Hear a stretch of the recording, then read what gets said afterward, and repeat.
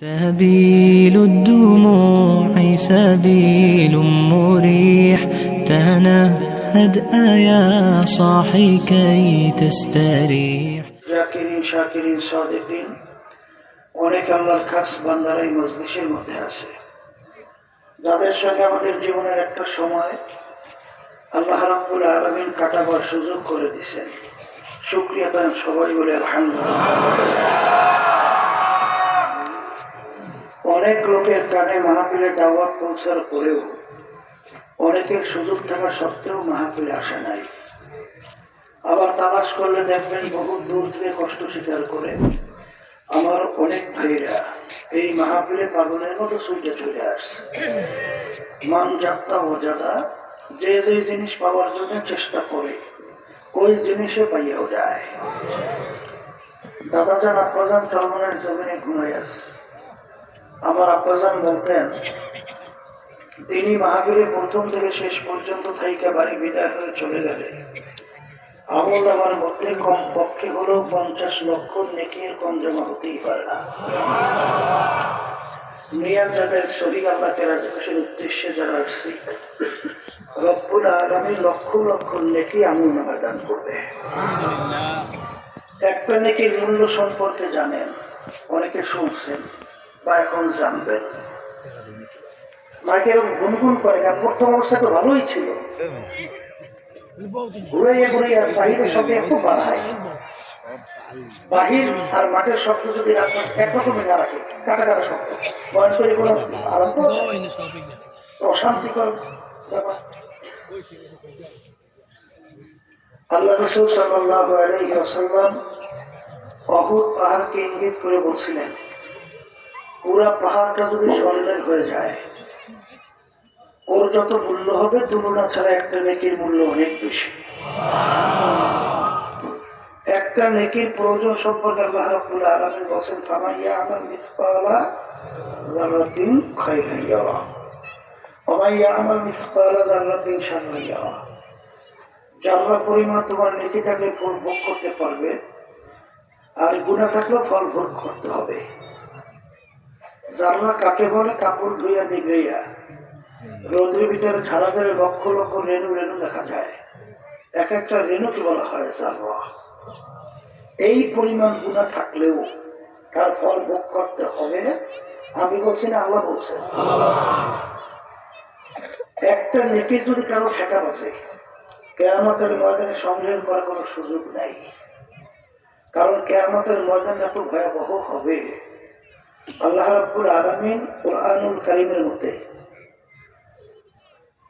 কিয়ামতের ময়দানের অবস্থান বোঝাতে গিয়ে বলেন, ইয়াউমা ইয়াফিরুল মারউ মিন আখিহি ওয়া উম্মিহি ওয়া আবিহি ওয়া সাহিবাতিহি ওয়া বানিহি লিকুল্লি ইমরিইন মিনহুম ইয়াউমা ইযিন শা'নুন ইউগনিহি। মা পর্যন্ত সন্তানের পরিচয় না দিয়া সন্তান থেকে মা ভাইগে যাবে। নবীরা পর্যন্ত উম্মতের কথা ভুলে যাবে, নাফসি নাফসি বলে চিল্লাবে। তখন ওই মুহূর্তে কারো যদি নেকির ঠেকা বাঁচে, কেউ কাউকে নেকি দেবে আশা করা যায়? নেকি সংগ্রহের জায়গা হলো দুনিয়াতে। কোথায় বলেন? কোথায়? আজকে যারা মাহফিলে আসছেন নিয়াত যাদের সহিত, আল্লাহ কবুল করে লক্ষ লক্ষ নেকি আমল নামা দান করবে। যারা আমরা আসছি তারা কিন্তু জিতছি, আর যারা আসে না তারা কিন্তু ঠকছে, ঠিক কিনা? এরপরে এক শ্রেণী কিন্তু মানুষ দেখবেন আমাদের এই কথাগুলো নিয়ে হাসে, দিককারি মারে, একজন আরেকজনকে ধৈর্য ধৈর্য হাসতে হাসতে পড়ে। কথা ঠিক কিনা? এর কারণ কি? এর কারণ হলো, একটা কথা সবসময় মনে রাখতে হবে যে আল্লাহ রাব্বুল আলামিন মানুষকে আকল দান করছেন, বুঝ দান করছেন। যেমন নাকি একটা উদাহরণ, গরুকে, পশুকে আল্লাহ কিন্তু আপনার আমার মতো এই বুঝ দান করে নাই। যেরকম করছে করে তা কেমন? যেমন রাস্তার ভিতরে আপনি চলতেছেন, গোবর বইয়ে আছে, ধারে কাছে কোনো গরু দেখা যায় না। আপনার ব্রেন কি বলবে? এখান থেকে একটা গরু গেছে, কথা ঠিকই না? গরু কি আপনি দেখছেন? তাহলে কিভাবে বললেন? ওই গোবর দেখার পরে আপনার বুঝ বলতেছে এখান থেকে একটা গরু কি ঠিক। আল্লাহ রাব্বুল আলামিন মানুষের ভিতরে আকল দান করছেন, বুঝ দান করছেন। এই আকলের মাধ্যমে, বুঝের মাধ্যমে যখন মানুষগুলো আল্লাহর মাখলুকাতের দিকে তাকাবে, তখন ওই মাখলুকাতের খালেকের পরিচয় তার কাছে এসে যাবে। যেমন মানুষ যখন সূর্য নিয়ে রিসার্চ করবে, মোরাকাবা করবে, চিন্তা করবে, তখন এই সূর্যের সৃষ্টিকর্তা কে, তখন তার কাছে উত্তর আসবে আল্লাহ। কথা ঠিক কিনা? এইভাবে যখন মানুষ মানুষের দিকে তাকাইয়া রিসার্চ মোরাকাবা করবে, তখন তার কাছে পরিচয় আসবে সৃষ্টিকর্তা কে। বর্তমানে বাংলাদেশেও কিন্তু এক শ্রেণীর আছে নাস্তিক, বস্তুবাদী।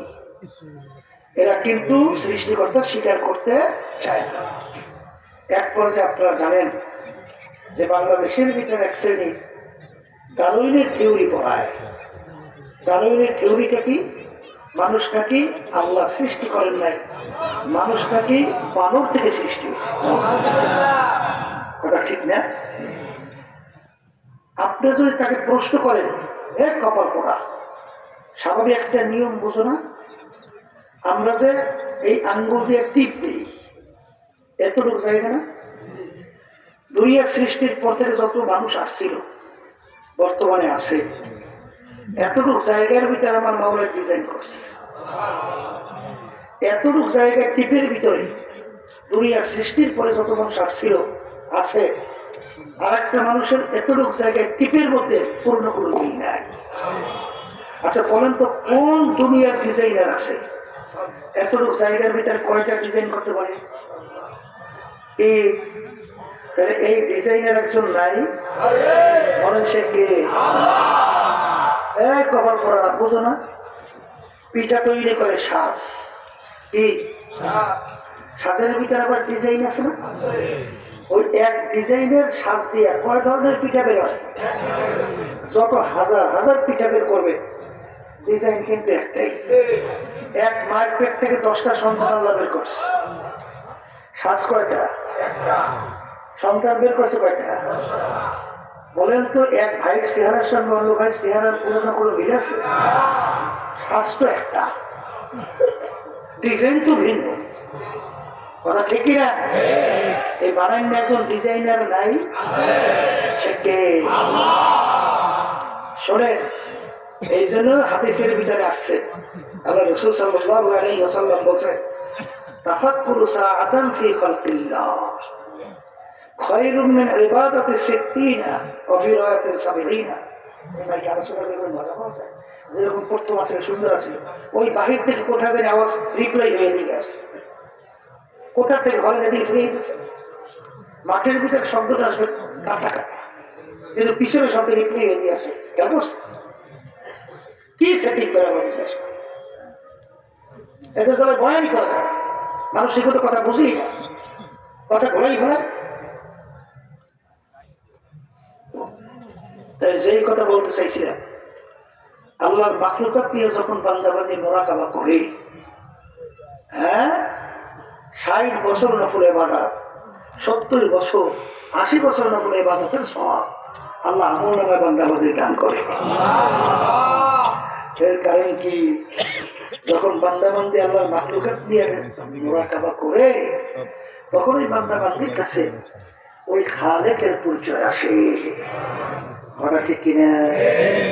এই জন্য আমার বাচ্চাদেরকে বলবো, আল্লাহ হাবিব সাল্লাল্লাহু আলাইহি ওয়াসাল্লামের পক্ষ থেকে আল্লাহ রাব্বুল আলামিন প্রায় 32-এর মতো মুজিজা আল্লাহ প্রকাশ করেছেন।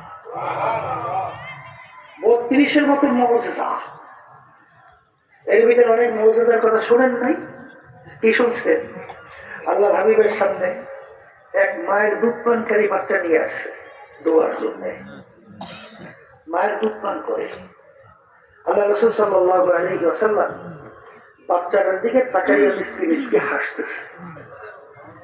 আয়েশা সাল্লাল্লাহু আলাইহি ওয়াসাল্লাম বাচ্চাটাকে প্রশ্ন করছে, মায়ের কোলে দুধ পানকারী বাচ্চাকে প্রশ্ন করছে, এ বাচ্চা বলো তো আমি কে? আল্লাহর কুদরত। বাচ্চার জবান খুলে গেছে। বাচ্চা আপনার আমার মতো কথা বলে আপনি মুহাম্মদ রাসূলুল্লাহ। এই ঘটনা আবু জাহাল কাফেরের দল দেখছে না? ঈমান আনছে? এরকম ঘটনা কি পরিমাণ কইছি? 32-এর মতো। শোনেন নাই? হাত মুঠ করে আল্লাহ হাবিবের সামনে ধরছিল, এই মুহাম্মদ তুমি আল্লাহ নবীর বলো তোমার হাতের মুঠের মধ্যে কি আছে? আল্লাহ নবী সাল্লাল্লাহু আলাইহি ওয়াসাল্লাম বলছিলেন না, চাচা যান বলতে বলে কি হয়? বলে আমি কালিমা বলে মুসলমান হয়ে যাব। কালিমা হইয়া আমার হাতের মুঠের ভিতরে কেউ তো দেখে নাই কি? তুমি বলতে বললে তুমি যে নবী প্রমাণ হবে। আল্লাহ হাবিব সাল্লাল্লাহু আলাইহি ওয়াসাল্লাম ওই হাতের মুঠা দেখে ইঙ্গিত করে বলতেছে, এই হাতের মুঠা তোমার ভিতরে কি আছে বলো? হাতের মুঠার ভিতরে 3টা পাথর। কয় পাথর? আল্লাহর কুদরতে পাথরের জবান খুলে গেছে। আশ্চর্য না? এইটা খুব আশ্চর্য না? সেই মালিক তোমাকে আমাকে কথা বলায়, সেই মালিক যদি পাথরকে কথা বলতে বলে, বলবে না? হ্যাঁ, অনেক মানুষ তো আছে সব পার্টসও ঠিক আছে, জিহ্বাও ঠিক আছে, কথা বলতে পারে না। কথা বলে। এই জন্য মালিক বলছেন কি, আল্লামাহুল বায়ান, আমি তোমাদেরকে কথা বলার শক্তি দান করছি। পাথরে কথা বলি যে আল্লাহ রাসূল আমরা হাতের মুঠের ভিতরে 3টা পাথর। ঈমান আনছে? কথা হয় না? আনছে? এরকম ঘটনা 1-2 কত? 3200 খেজুরের ভিতরে আঠি ফেলাইয়ে গেছে, সোমরা নিয়ে গেছে। আল্লাহ নবী হইলে গাছ উঠে দেখাইতে পারে? চাষাদার কি হয়? কালিমা বলে মুসলমান হবো? বিসমিল্লাহ বললে ওই সোলা মাটিতে কাটছে, সোলা থেকে গাছ সেই গাছের ভিতরে এখনো খেজুর ধরতেছে। যেখানে খেজুর খাইছে খান নাই, হাজিরা নিয়ে আসে না, ভিতরে আটি নেই, দেখছেন? এখন আরবের জমি ধরছে, কিন্তু কপাল পোড়া আবু জাহাল ঈমান আনছে। এরপরে দেখে কোন দিক থেকে পারে না। আবু জাহালকে একটা জায়গায় নিয়ে আল্লাহ রাসূলকে আটকাবে, কথা ঠিক না? মানে মানুষকে বুঝাবে কিভাবে, ওদিকে যাইও না। বলতেছে মোহাম্মদ তুমি আল্লাহ নবী যদি হও, আকাশের চাঁদকে 2 টুকরো করে দেখাইতে পারো? কারণ আবু জাহেল মনে করছে বড় জাদুকর, তাহলে এরকম ব্যতিক্রম আমি দেখাই কিভাবে? পাথরের কথা বলায়, বাচ্চাদের কথা বলায়, অমুক অনেক কিছু করায়। তাইলে জাদু চলে জমিনে, আসমানে তো আর জাদু চলে না। এইবার হয়ে যাচ্ছে। আল্লাহ রাসূল সাল্লাল্লাহু আলাইহি ওয়াসাল্লাম বলেন, চাচাজান দেখাতে বলে কি হয়? বলে আমি কালিমা বলে মুসলমান হব। বলে আচ্ছা।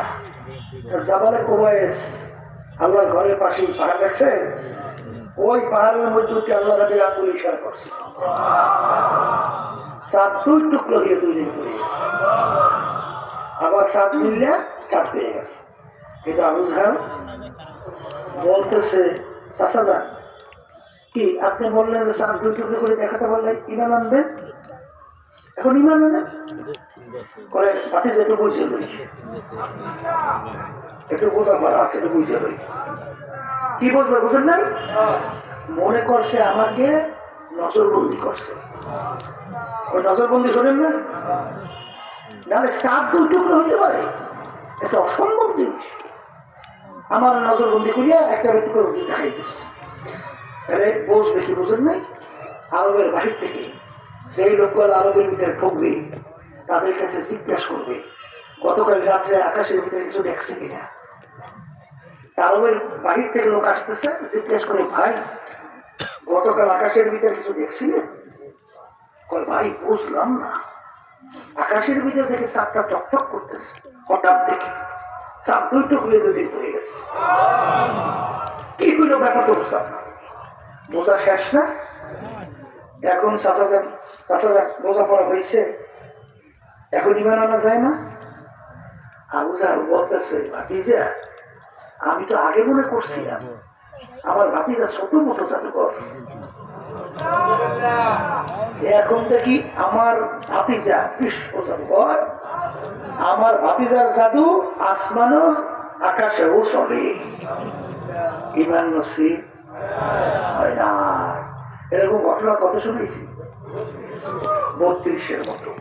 সবচেয়ে আল্লাহ হাবিব সাল্লাল্লাহু আলাইহি ওয়াসাল্লামের বড় মর্যাদা কুরআনুল কারীম। সবাই বলি সুবহানাল্লাহ। আল্লাহর সাথে বড় মর্যাদা কি বলেন? কুরআনুল কারীম। আরে হুজুর তা কেমন? এই কুরআনুল কারীম এখন আমাদের মাঝে আছে না নাই? প্রায় 1500 বছরের কাছাকাছি কুরআনুল কারীম নাযিল হয়েছিল। আরবের জমি, আরবের কাপড়ে আরবি ভাষী, আরবি বস্তু না। আল্লাহর হাবিব মায়ের পেটে থাকা অবস্থায় আব্বাকে নিয়ে গেছিলেন আল্লাহ। দুনিয়াতে আসার পরে 5 বছর বয়স আম্মাকে নিয়ে গেছিল না। দুনিয়ার কোন শিক্ষকের কাছে পড়ার সুযোগ আল্লাহ দিয়েছে? উম্মি ছিল না? নিজের দস্তখত করতে জানতো? তাও জানতো না। সাইনও করতে জানতেন না। প্রমাণ রাখতেন কিভাবে? আল্লাহ হাবিবের আঙ্গুল মোবারকের মধ্যে আংটি মোবারক সিল মারত। বছর 2 হইবে এক পর সে চরমায় যাচ্ছিল। আল্লাহ হাবিব সাল্লাল্লাহু আলাইহি ওয়াসাল্লামের পক্ষ থেকে ওই যে সিল মারা আংটির চিঠি, ওই চিঠি আংটির সিল মারা সহ কাজ দিয়া বান্ধাই আমার জন্য আদি হিসেবে নিয়ে আসে। তখন আমি তাকাইয়ে দেখলাম যে আল্লাহ রাসূল সাল্লাল্লাহু আলাইহি ওয়াসাল্লামের আংটি মোবারকের সিলটা কেমন ছিল। এই আল্লাহ রাসূলের উপরে ছোট চটি বই না, 30 পারা কুরআনুল কারীম নাযিল হয়েছে। সবাই বলি আলহামদুলিল্লাহ। সেই কুরআনুল কারীমের শুরুতে আল্লাহ রাব্বুল আলামিন চ্যালেঞ্জ হিসাবে আল্লাহ বলছেন, যালিকাল কিতাব লা রাইবা ফীহি। এই যে কিতাব দেখো, এর ভিতরে ভুল সন্দেহ বলতে কিছু নাই। সবাই বলি সুবহানাল্লাহ। এখন বাজানদেরকে বলবো যারা মুসলমানের ঘরে জন্মগ্রহণ করি না, এখন এদিক ওদিকে দিক বিদিক চলাফেরা করেন, পাশ্চাত্যের পায়খানা পোশাবা বাড়াইছে, পাশ্চাত্য যেগুলো মানুষ নামে শুয়ারের চেয়েও খারাপ, এই কালচার আপনারা কালচার এবং ওদের এই সংস্কৃতি যারা বাস্তবায়নের জন্য পাগল হয়ে গেছে, আমি সেই বাজানদেরকে বলবো এখনো কোরআনুল কারীম আমাদের মাঝে নাই? চ্যালেঞ্জের আয়াত তাও তো আছে। আপনি কি শিক্ষিত হয়েছেন তা জানি না, তবে বড় বড় শিক্ষিত যারা হয়েছে তাদের ইতিহাস পড়ে। কানাডার টরন্টো ইউনিভার্সিটির প্রফেসর টেরিমির হক আহমদ দিদারের সঙ্গে যখন কোরআনুল কারীম বাইবেল নিয়ে ডিবেট হয়েছে, ওই টেরিমিনাল বলতেছে বাইবেল ঠিক সত্য, আর আহমদ দিদার বলছে কোরআনুল কারীম সত্য। এক পর্যায়ে যখন কোরআনুল কারীম নিয়ে টেরিমিনাল রিসার্চ করতেছে, এক পর্যায়ে তিনি প্রথম খুইলেই দেখে যালিকাল কিতাব লা রাইবা ফীহি, পড়ার সঙ্গে সঙ্গে তিনি হতভম্ব। দুনিয়া সৃষ্টির পরে কোন লেখক, কোন বই, কোন পান্ডিত, কোন দার্শনিক, কোন বৈজ্ঞানিক আজ পর্যন্ত কেউ তার লেখার ভিতরে তার বইয়ের মধ্যে কেউ চ্যালেঞ্জ করতে পারে নাই আমার লেখায় আমার বইতে কোনো ভুল নয়। আপনাদের জানা আছে? এগুলো লিখতে পারছে? জানা আছে? নাই নাই নাই নাই। তাহলে এই কেমন কিতাব যে কিতাবের শুরুতেই বলে কোনো ভুল নেই, সন্দেহ নেই? এরপর তিনি রিসার্চ করা শুরু করছে। দেখে কোরআনুল কারীমের ভিতরে তাদের নবী এবং মারিয়াম আলাইহিস সালামের নাম আসছে প্রায় 34 বারের মতো, প্রশংসা সহকারে। তখন তিনি আরো হতভম্ব, অন্য ধর্মের কিতাব যদি মোহাম্মদ নিজেই লেখে, তাহলে আমাদের নবীর প্রশংসায় কিতাবের ভিতরে তারা আসতে পারে।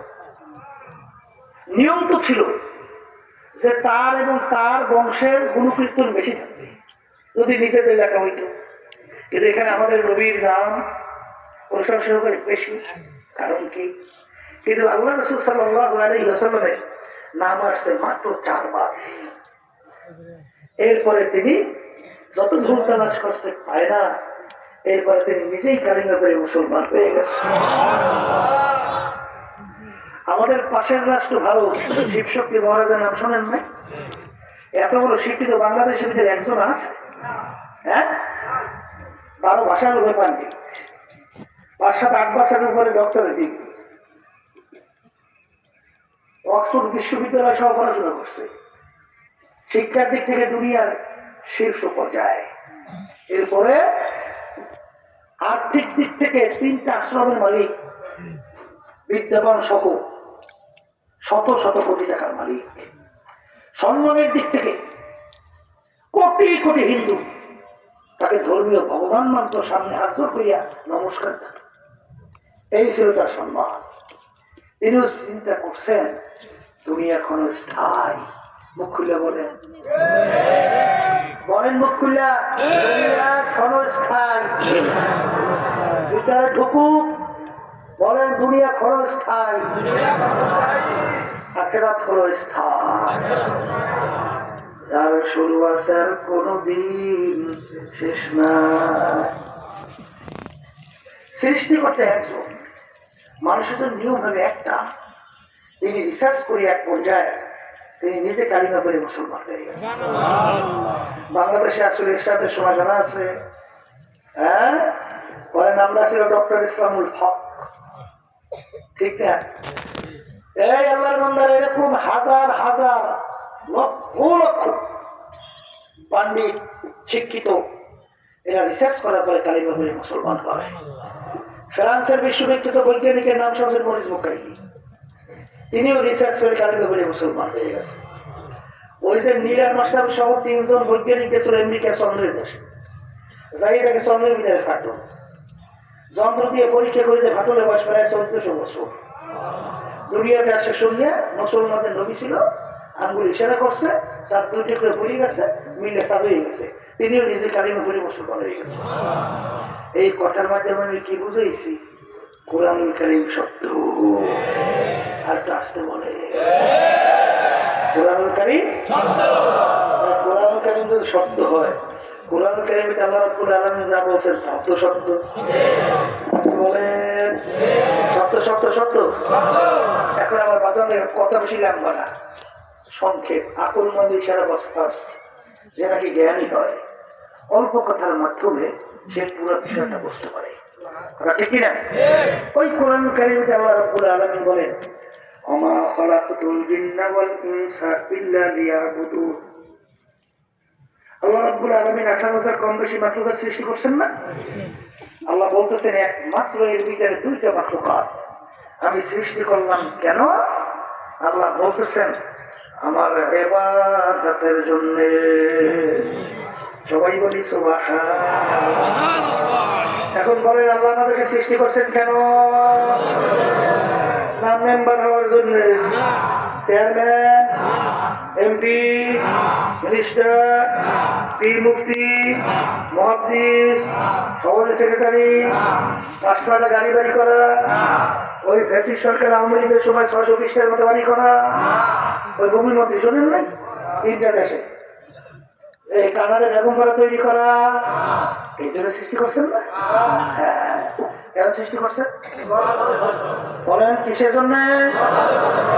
ইবাদত একটা আরবি শব্দ, উর্দুতে বলে গোলামি, বাংলার তো মালিকের হুকুম অনুযায়ী চলা। মুখস্থ করেন, আল্লাহ আমাদের সৃষ্টি করছেন বলেন মালিকের হুকুম অনুযায়ী চলার জন্য। কথা ঠিক? এখন অনেকে বলতে পারেন হুজুর আমাদেরকে আল্লাহ বানাইছে তার ইবাদতের জন্য, তো অন্য মাখলুকাত গুলো আল্লাহ বানাইলেন কেন? ওই কোরআনুল কারীমে আল্লাহ বলতেছেন وَخُلِقَ لَكُم مَّا فِي الْأَرْضِ جَمِيعًا। শামীম সাইদি, অন্যান্য মাখলুকাতগুলো বানাইলাম আমি তোমাদের জন্য, মানে আমাদের খেদমতের জন্য। এখনই বুঝবেন, আমরা যে সূর্যটা দেখতেছি, এই সূর্যটা আমাদের মানুষের দরকার আছে না? সূর্য না থাকলে মানুষ বাঁচে, ফসল হয়, তাহলে সূর্য আমাদের দরকার। আচ্ছা, একটা মানুষ যদি দুনিয়া না থাকে সূর্যের কি হয়? তাহলে সূর্য আল্লাহ বানাইছে, একথা মিলছে? আচ্ছা আচ্ছা, গরু ফেলে, গরু আমাদের দরকার আছে। একটা মানুষ না থাকলে গরুর কি হয়? তাহলে গরু আল্লাহ বানাইছে। গাছ লাগে, মানুষ না থাকলে গাছের কি হয়? তাহলে গাছ বানাইছে। মাছ আমাদের দরকার। এই গরুগুলি তো সামনে সাধারণত,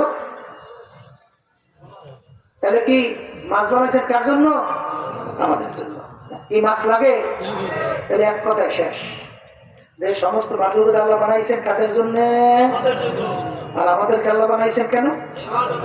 এইটা মুখস্থ করেন। কার ইবাদত?